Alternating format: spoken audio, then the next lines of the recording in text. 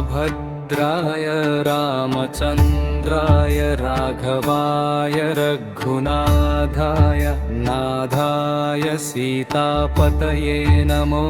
नमः। कौसल्यनन्दनाय दशरथपुत्राय अयोध्यवासाय ऋष्यशृङ्गपूजिताय यज्ञरक्षकाय ताटकमर्दनाय विश्वामित्रप्रियाय सिद्धाश्रमवासाय अहल्यविमोचनाय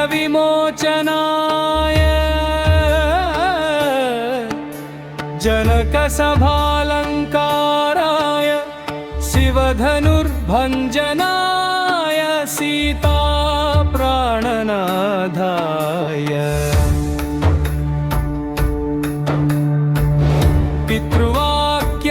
पितृवाक्यपरिपालकाय राज्यत्यागिन्ये वल्कलधारिणे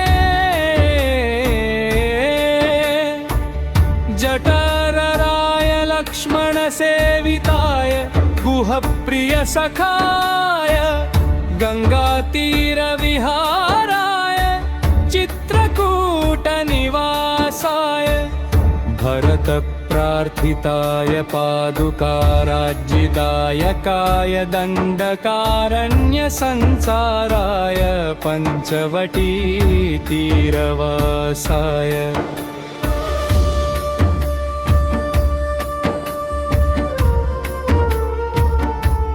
अगस्त्य अनुग्रहिताय विराधभञ्जनाय करदूषणमर्दनाय शूर्पणखगर्वभङ्गकाय मारीचमृगरूपभेदकाय जटायुमोक्षदायकाय कबन्धखण्डनाय शबरीफलभक्षणाय भक्तवत्सलाय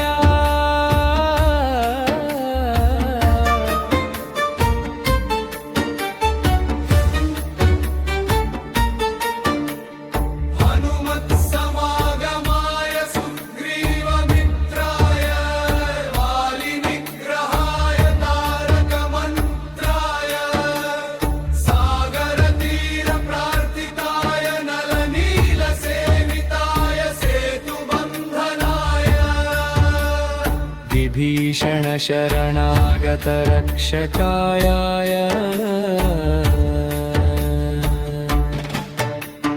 रावण गर्वहरणाय कुम्भकर्ण शिरोहराय मेघनाथ संहार प्रभुत्ताय ब्रह्मास्त्र प्रयोग वेळाय युद्धरंगधीराय वीर विक्रमाय प्रचंड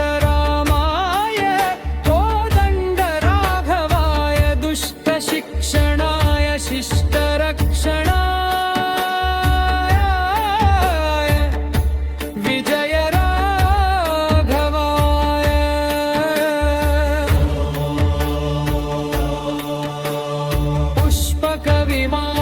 पुष्पकविमानारूढाय अयोध्या पुनरागमनाय भक्तजनाह्लादाय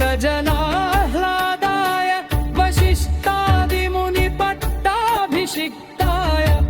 रत्नसिंहासनस्थाय सीतासमेताय रामराज्यस्थापकाय मङ्गलरामाय सकलशुभदायकाय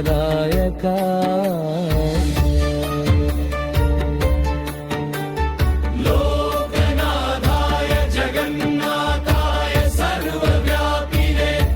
सर्वभूतात्मने सृष्टिस्थितिलयकारिणे